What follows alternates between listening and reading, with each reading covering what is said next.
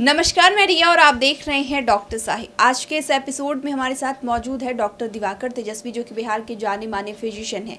तो डॉक्टर साहब, सबसे पहले तो आपका बहुत बहुत स्वागत है। बहुत धन्यवाद आपका। डॉक्टर साहब, अभी देखिए कि डेंगू के मरीज़ कम ही नहीं हो रहे हैं कि टाइफाइड के मरीज़ों की संख्या भी बढ़नी शुरू हो गई है। तो हम लक्षण से स्टार्ट करते हैं कि अगर टाइफाइड किसी मरीज़ को हुआ है तो उस पर लक्षण क्या दिखेंगे?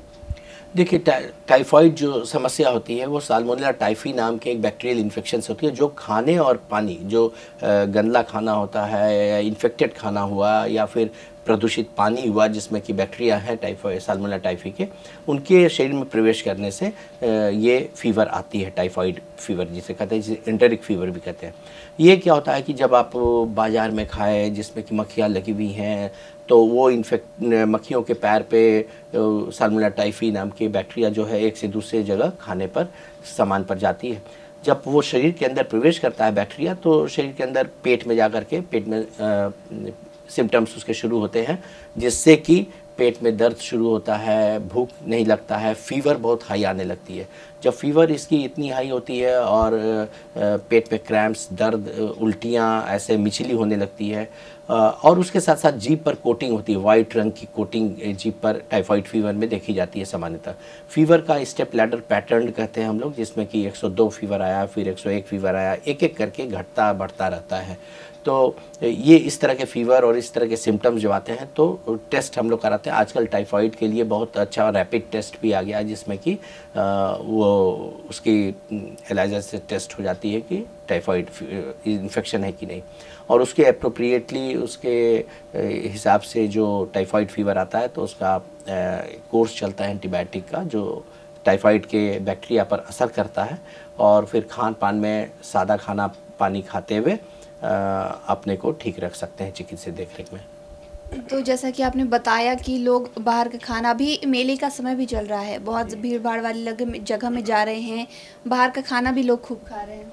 हाँ, इसमें आपको खाने और पानी के स्रोत पर बहुत विशेष ध्यान रखना है। विशेषकर अभी के इस मौसम में, अभी के समय में बहुत तेज़ी से टाइफाइड के रोगियों की संख्या बढ़ी है। इसका मतलब है कि अभी साल्मोनेला टाइफी नाम की जो बैक्टीरिया है वो वातावरण में है, और अगर आप प्रॉपर हाइजीनिक खाना जो ढका हुआ रहे, जिसमें मक्खियाँ नहीं हैं, रोड साइड नहीं है, जिसका कि आपका बनाने की प्रक्रिया से लेकर के उसे रखने की प्रक्रिया शुद्ध है, तभी आप वहाँ खाएं। अदरवाइज़ ओपन में अगर खाएंगे और पानी का स्रोत भी अगर ठीक नहीं है तो आपको टाइफाइड होने की संभावनाएं बढ़ जाएगी। तो इसलिए खाने और पानी पे अभी विशेष ध्यान रखने आवश्यक है, और जो प्रॉपर हाइजीनिक एरिया में जहाँ बन रहा है खाना, या फिर आपको लगे कि वहाँ शुद्धता का पूरा ठीक ठाक रखा गया है और मक्खियाँ नहीं है आसपास में, किसी तरह के उसमें प्रदूषण नहीं लग रहे हैं, इन्फेक्शन नहीं लग रहे हैं, तभी आप वहाँ सेवन करें। और डॉक्टर साहब, मैं आपसे जानना चाहूँगी कि अगर किसी को ये समस्या हुई है तो और आगे ना फैले, तो इसमें कोई बचाव है, कोई टीका है?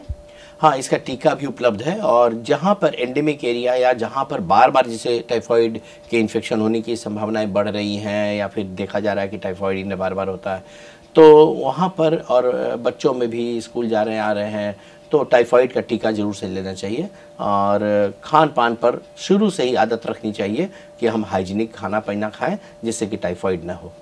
ये टाइफाइड अगर इस पर ध्यान ना दिया गया, अगर छोड़ दिया गया ऐसे ही, तो आगे खतरनाक हो सकता है? हाँ, टाइफाइड खतरनाक भी हो सकता है, क्योंकि ये जब आंत में सूजन कराता है, और अगर आप समय पर टाइफाइड फीवर की दवाइयाँ न खा करके उस बैक्टीरिया को नहीं अगर हम किल करते हैं, कंट्रोल करते रहे, उसे समाप्त करते हैं, तब वो आंतों में अंदर इतनी ज़्यादा सूजन करने लगा, इन्फ्लेमेशन करने लगा कि आंतों को भुरभुरा करने की भी क्षमता रखता है। और कभी कभी टाइफाइड के इससे इन्फेक्टेड आंत में परफोरेशन, छेद हो जाता है, और वो बहुत गंभीर इमरजेंसी होती है। टाइफाइड परफोरेशन कहते हैं, आंतों में जो जब छेद हो जाती है तो उससे जितने अंदर के आंत के गंदले चीज़ हैं वो सब पेट में फैल जाते हैं, और वो बहुत गंभीर इन्फेक्शन हो जाता है पेट का, और क्या होता है कि उसमें डेथ भी हो जाती है।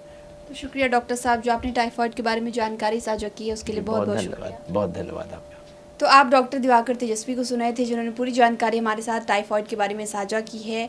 इस विषय में आप क्या सोचते हैं, कमेंट कर ज़रूर बताएं। चैनल को सब्सक्राइब कर ले, फेसबुक पेज को लाइक कर ले। वीडियो देखने के लिए आपका शुक्रिया।